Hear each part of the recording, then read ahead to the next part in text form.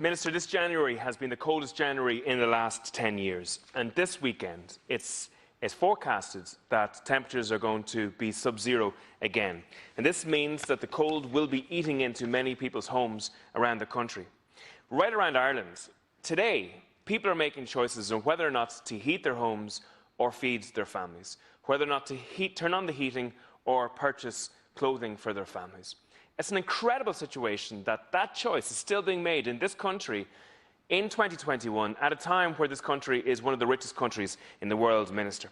Many people, through no fault of their own, have had their incomes collapsed. Many people have, especially self-employed people, have had their ability to earn an income deleted due to government mismanagement of the COVID crisis.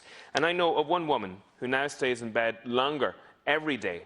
As a result, she won't have to turn the heating on in her own house. And with everybody staying at home, due to work or because of the loss of jobs, there is far more pressure. Heating is a far bigger proportion of the weekly spend in families' homes. Don't take my word for it. If you saw the CO2 figures just released, it will show that there's been a 6% decrease in CO2. But in housing, there has been a 9% increase in the level of CO2 generated last year. So that's proof positive that there has been an enormous increase in the level of heating of homes right around the country. And even before COVID, Ireland had an extremely high level of fuel poverty. Eurostat in 2019 stated that Ireland had the highest increase in gas prices across the EU, had the 5th highest increase in electricity prices across the EU. And it's estimated just before COVID that 8% of the population, or 393,417 people, were experiencing fuel poverty in this state. It's incredible. Think about that, Minister. 393,417 people in fuel poverty across the state just before COVID hit underneath your government, a government that you've been involved in one shape or another for the last 10 years.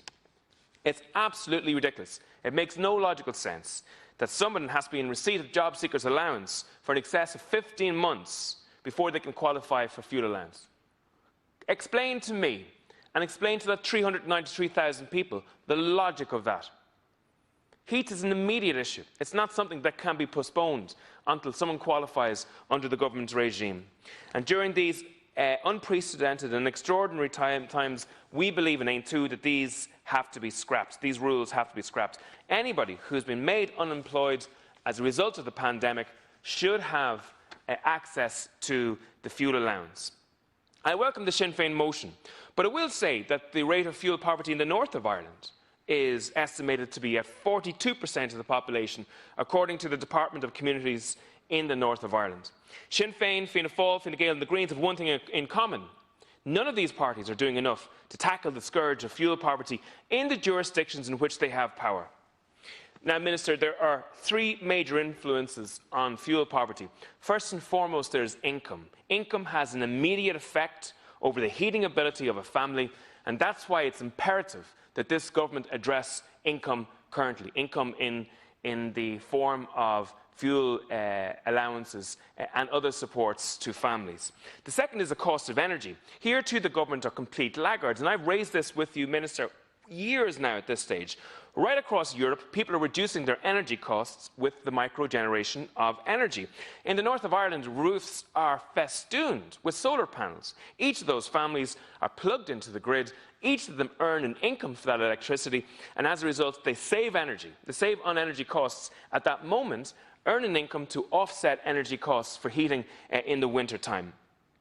Now, Ireland, this jurisdiction, is the only jurisdiction in the EU that still hasn't one microgeneration project plugged into the national grid. The third major influencer on fuel poverty is energy efficiency of home.